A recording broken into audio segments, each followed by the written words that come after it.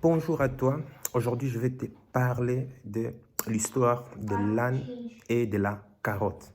Parce que je suis bien inspiré, ben voilà, il faut que je fasse quelque chose. Eh bien, dis-toi que, bon, tu connais l'histoire de l'âne et de la carotte. En fait, l'âne et la carotte, c'est un peu comme l'homme dans cette société, l'homme dans la société. L'âne avance pour manger de la carotte. Tu comprends? Tenir la carotte. Donc, l'âne avance pour manger de la carotte.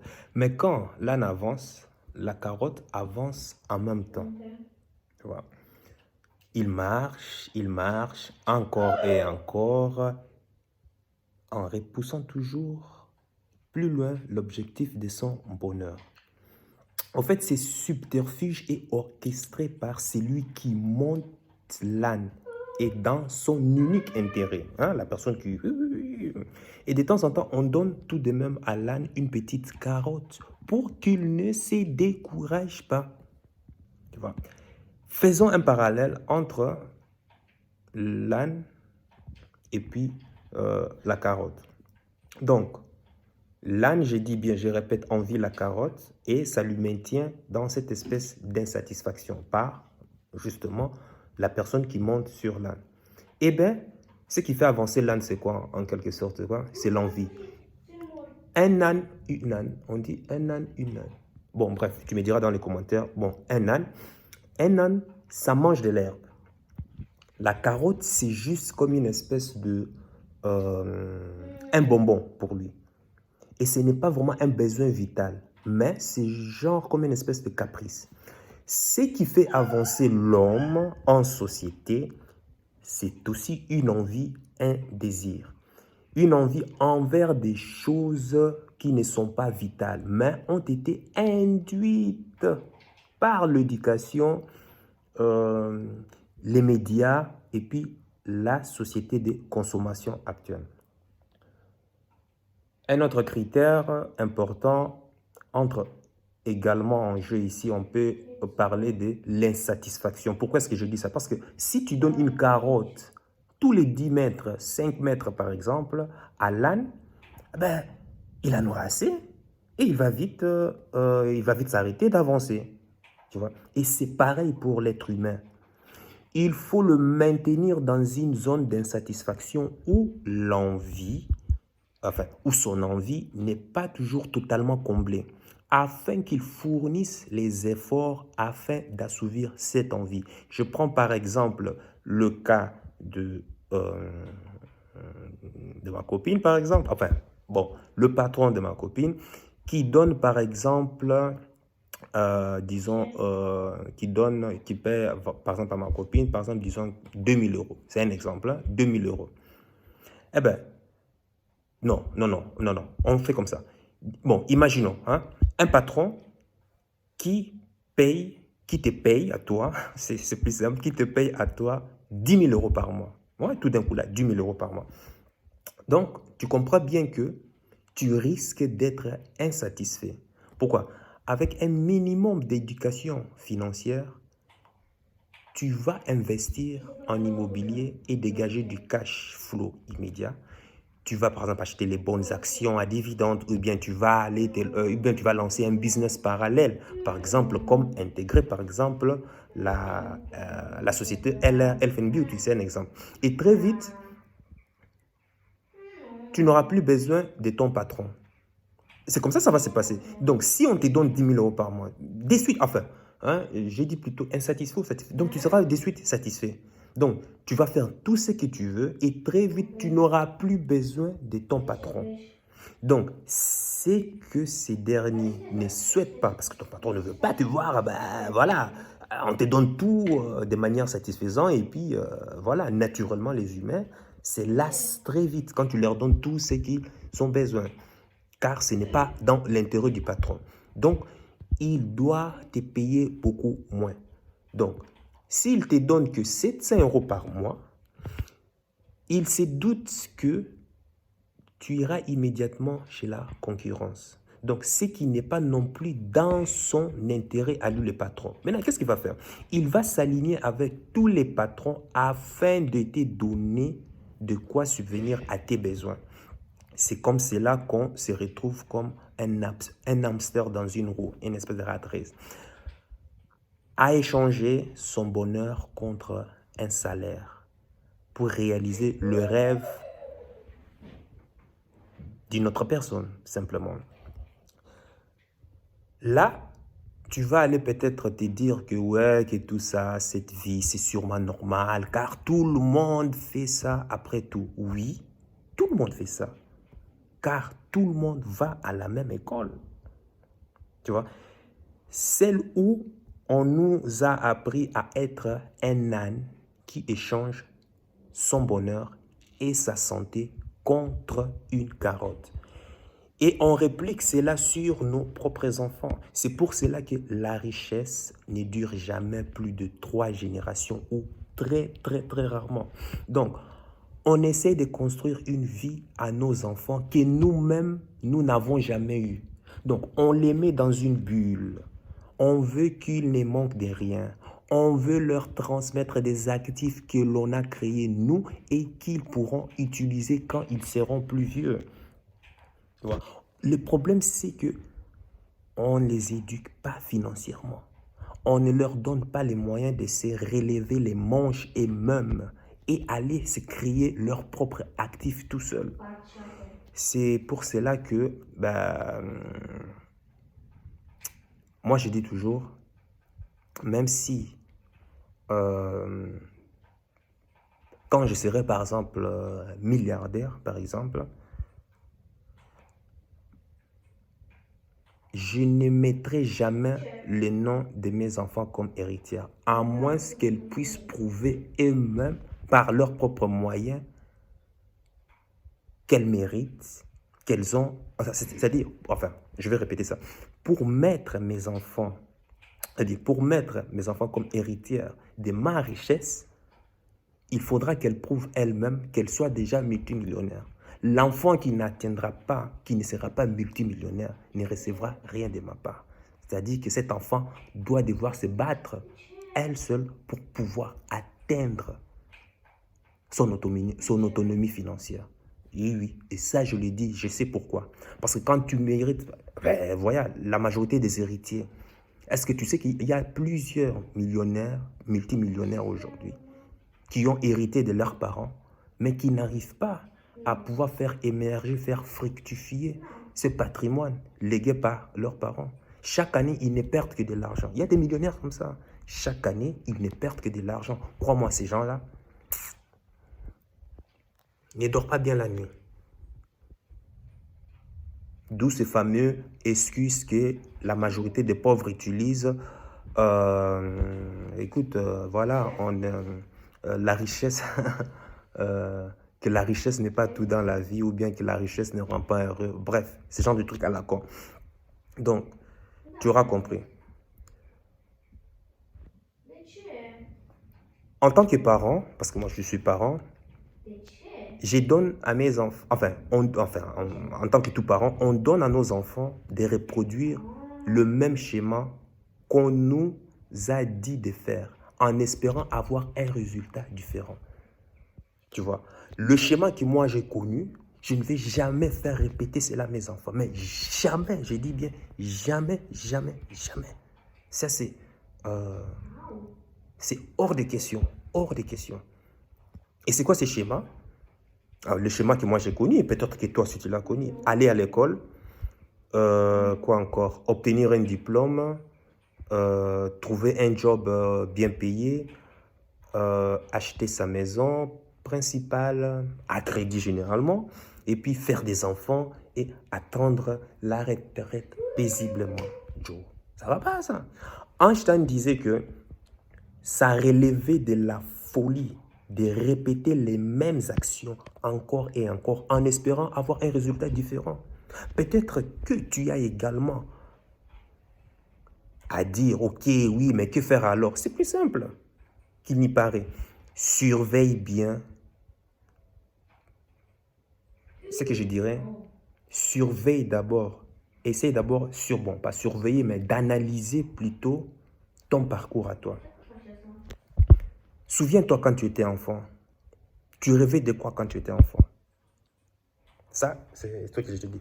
Tu rêvais de quoi quand tu étais enfant?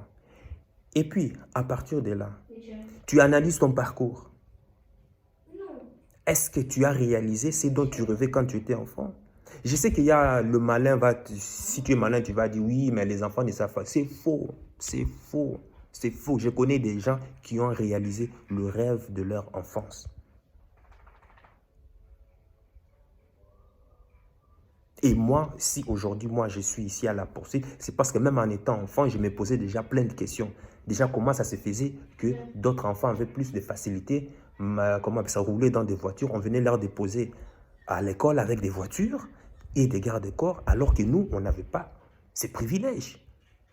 Pourquoi est-ce que il y a ces ministres des Finances ou ces banquiers qui ont le même âge que mon père, qui bénéficient d'une vie de luxe, de voitures de luxe, tout et consort, alors que mon père n'en a pas. Pourtant, ils ont le même âge. Qu'est-ce qui faisait cela? Et ça, je te parle quand j'étais enfant. Pourquoi l'autre a une grande maison, tout et consort? Pourtant, il est dans le même domaine que mon père, mais mon père n'en a pas. Qu'est-ce qui fait cette différence, quoi, en fait? Et d'ailleurs, même une question que je remets toujours en cause, pourquoi est-ce que nous, on priait beaucoup? Parce que je suis issu d'une famille chrétienne. Pourquoi est-ce qu'on priait, beaucoup, mais par contre, au niveau de la richesse matérielle, c'était la galère. Alors que je vois d'autres qui ne priaient pas, mais qui ont tout ce qu'ils veulent. Une des choses que mes parents disaient, par exemple, que non, fais attention, il ne faut pas envier. C'est vrai, ça, ils ont raison. Il ne faut pas envier la richesse des autres parce que tu ne sais pas par quel chemin ces personnes sont passées pour pouvoir atteindre leur richesse. Ça, c'est vrai. Ça, il ne faut jamais envier. Je n'envie jamais. Ça, c'est clair. Mais s'il faut être chrétien, croire en Dieu, pour mériter la vie éternelle, pourquoi on ne mérite pas cette vie de bonheur, ce paradis ici? Parce qu'après tout, moi, je n'ai jamais vu une personne qui est allée et revenir et dire que comment c'était là-bas. En fait, en quelque chose, l'être humain, bon, je vois à travers les histoires, à travers l'éducation, qu'on accorde toujours d'importance à cette vie idéale, à ces imaginations, à ces mondes abstraits qu'on ne peut pas, qu'on est incapable nous-mêmes d'avoir. Donc, parce qu'on est incapable d'atteindre cette chose, cet objectif, ça peut être tout, hein, n'importe quoi. Donc, il faut se réconforter derrière cette opinion, cette imagination qui dit que de toute façon, si ça ne marche pas ici, de l'autre côté, dans un autre monde, dans une autre vie, tout ira très bien. J'ai remis cela en question, moi. Ça peut paraître bête pour toi, mais moi, quand j'étais enfant, je pensais comme ça. Je me posais déjà ce genre de questions. Tu imagines? Hein? C'est incroyable. Regarde, comment est-ce que je vais dire?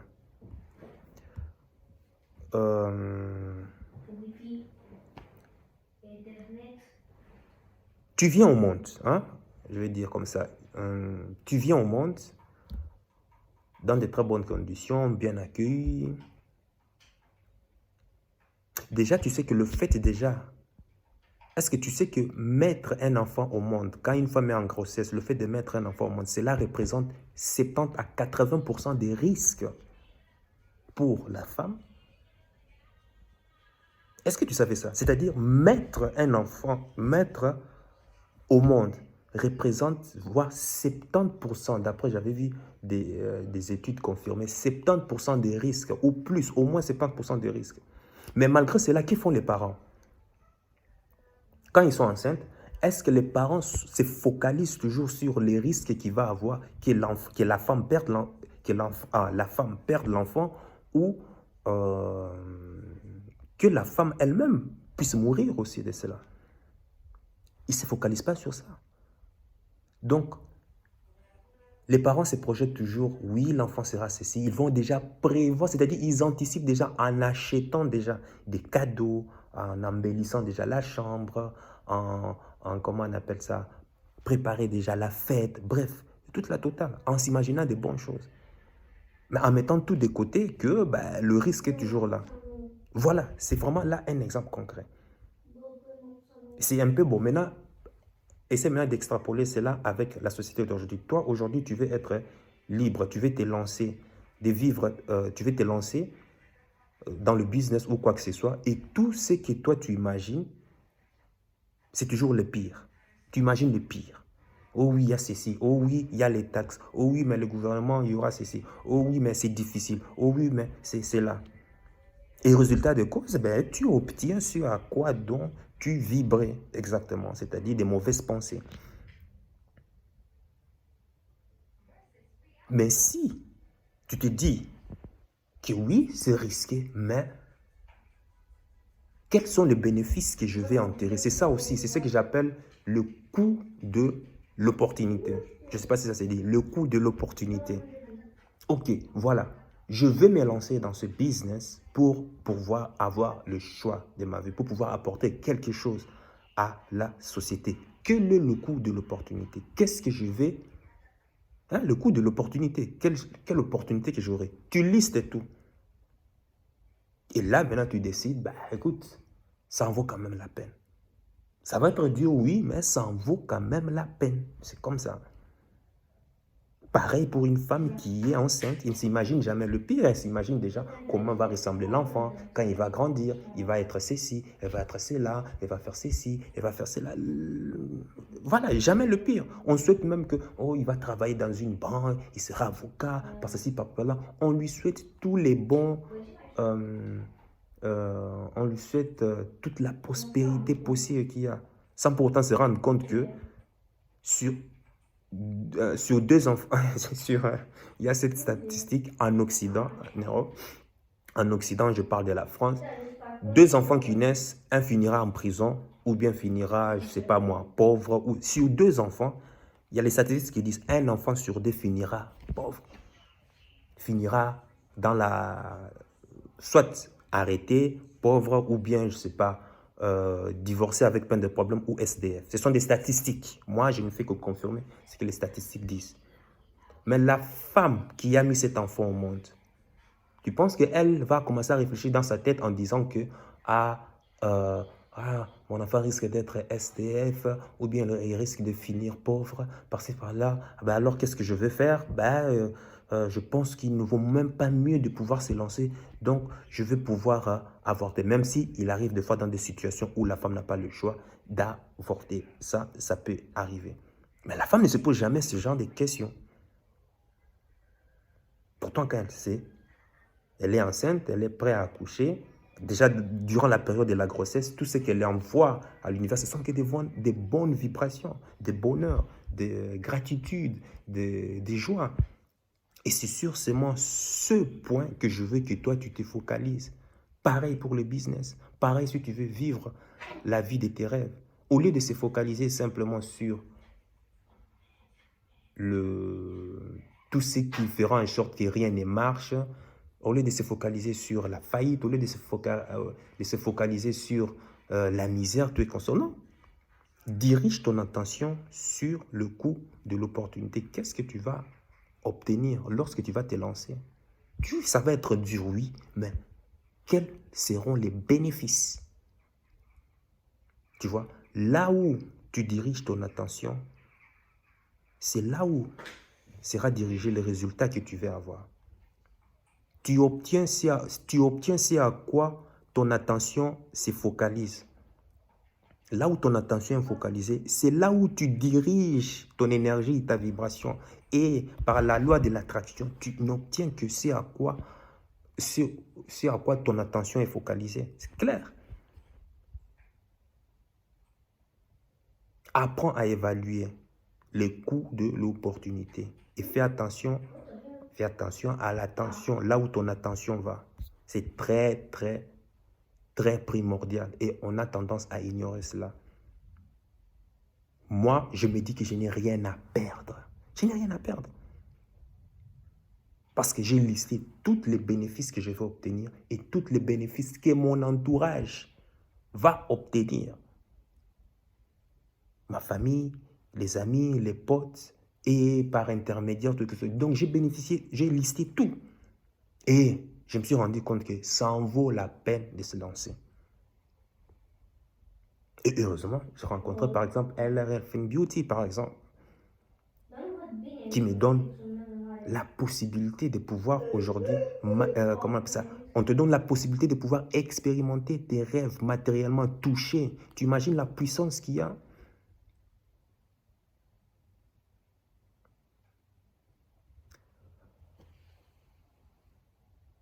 C'est un cas, c'était juste pour te passer ces messages. Fais attention, l'attention, où est-ce que ton attention est focalisée?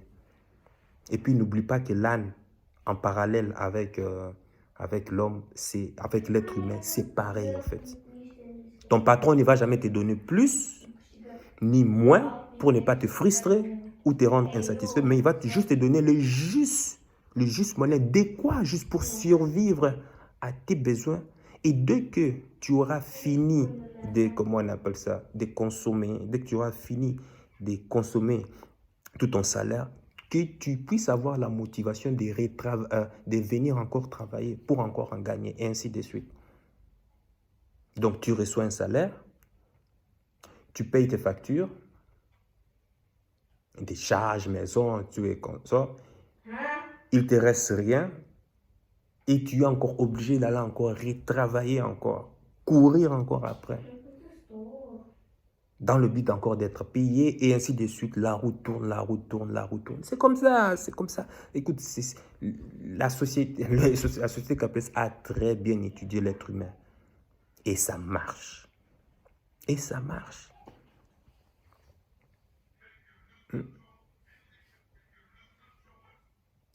J'ai une anecdote. Ah merde, bon, la dernière anecdote, il y a ma copine, parce qu'elle a certains avantages au travail, tout et consort.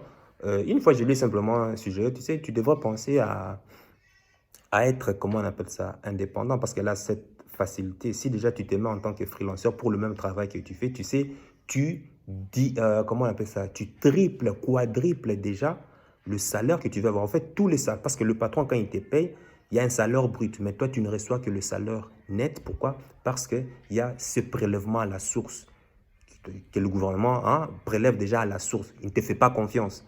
Tu vois, donc, qu'est-ce que le gouvernement fait? À la source, il prélève déjà. Si on te paye, par exemple, 1 500 euros ou 2 000 euros, eh ben, le patron te paye en général 4 000 euros. Et ces 4 000 euros, qu'est-ce qu'il fait? Le gouvernement prend 2 000 euros ou plus, et puis les 2 000 euros, on te les donne. Or, si tu deviens,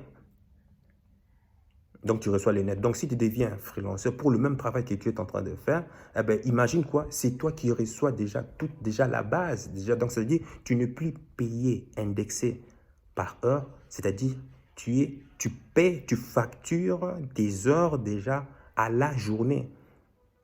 À la journée. Donc, par mois, déjà, tu fais déjà x5 le salaire que tu recevais par mois si tu étais salaire. Et qu'est-ce qu'elle me répond? Oui, mais alors je vais perdre certains avantages, par exemple. Voilà. Tu vois, problème de mindset. Certains avantages, par exemple. Oh, je sais pas moi, carburant, ou nourriture, ou je sais pas quoi, comment on appelle ça, les chèques repas, ou ces genres de trucs. Oui, je vais perdre tous ces avantages, ça va être... Or, la personne, tu vois, c'est encore un problème de mindset encore. Parce qu'elle ne sait pas, au fait, ces avantages-là que tu as, en fait, ça fait partie de ton brut, en fait. Ça fait partie des avantages qu'ils reçoivent aussi de la part du gouvernement. Or, si tu deviens indépendant, autonome pour le même métier que tu fais, en fait, tous ces avantages-là, c'est-à-dire on te les donnerait en nature, en comptant. Ici, je parle de spécifiquement la Belgique, sans pourtant comprendre cela. Que tu le reçois, ces avantages que tu as auprès de ton patron, tu le reçois d'une autre manière. Et c'est toi qui contrôles tout. C'est toi qui contrôles tout. Tu reçois ton brut et tu peux même, comment on appelle ça, imputer, comment on appelle ça, tu peux même amortir tes, comment on appelle ça, tes revenus avant de pouvoir déclarer, avant de pouvoir payer l'impôt. Tu imagines la force de frappe que ça te donne? Bref. C'est ça que que je tiens à partager avec toi, que tu as hérité d'un patrimoine génétique. Et si aujourd'hui tu as peur de te lancer, c'est simple. Tu as hérité d'un patrimoine génétique qui fait de toi ce que tu es aujourd'hui. La manière dont tu penses, la manière dont tu réfléchis, ton, ton anxiété par rapport au risque, c'est parce que tu l'as hérité d'ailleurs. Et c'est logique. Maintenant, si tu souhaites une vie meilleure pour tes enfants, c'est faux. Tes enfants vont hériter exactement la même vie que toi. La même vie que toi. En toi ou plus ou moins, dans une fourchette. Si tu veux le changement radical, que tes enfants n'héritent pas de la vie que tu n'aimes pas, tu dois devoir, toi déjà, à ton niveau déjà, faire un changement radical. Et puis éduquer tes enfants de manière, comment on appelle ça? Éduquer tes enfants de manière à réfléchir autrement que ce dont toi tu as été soumis pendant des années à l'école, ton environnement, la société, bref, tout est consort. C'est ça que je tenais à partager avec toi. Et puis, ben, dis-moi, je ne sais pas le titre, qu'est-ce que je veux mettre dans le titre, mais dis-moi dans les commentaires, euh, quel est ton avis? Quel est ton avis par rapport à ceci? Pourquoi est-ce que tu es limité? Pourquoi est-ce qu'avant de te lancer dans le business, dans l'entrepreneuriat, tout ce qui traverse ta tête, ce ne sont que la peur, l'anxiété, le risque. Et pire encore, et quand je vois des hommes qui ont peur, mais un homme qui a peur, ça c'est grave. Ça c'est grave. Je peux comprendre une femme, mais un homme, non, ça c'est grave. Malheureusement, notre société est remplie des hommes féminisés, malheureusement. C'est ça la triste réalité. Et sache que ton cœur sait déjà ce que ton cerveau essaie de comprendre. Là où ton cerveau essaie de te caler, ton cœur sait. Porte-toi bien.